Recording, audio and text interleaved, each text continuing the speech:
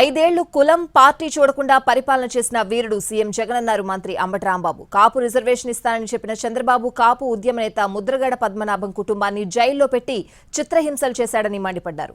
పవన్ కళ్యాణ్ ముఖ్యమంత్రి అయితే కాపులు పవన్ కే ఓటు వేస్తే అభ్యంతరం లేదన్నారు.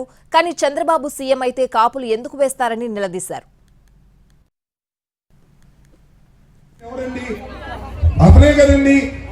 చంద్రబాబే కదండి, ఎవరు అడిగాడండి? రిజర్వేషన్ ఇస్తా, అధికారంలోకి వస్తే 6 నెలల్లో రిజర్వేషన్ ఇస్తా అని చెప్పావే. ఇవ్వకపోతే పాపం ముద్రగడ పద్మనాభం నిరాహార దీక్ష చేశాడు. చేస్తే ఏం చేశావే? తీసుకెళ్లి జైల్లో పెట్టావు, కొట్టావు, భార్యను తీసుకెళ్ళావు, కుమారులు తీసుకెళ్ళావు.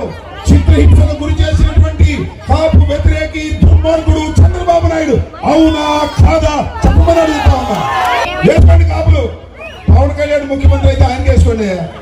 పవన్ కళ్యాణ్ ముఖ్యమంత్రి కాకపోతే ఆయనకి ఎందుకయ్యా? చంద్రబాబు వేస్తానంటయా?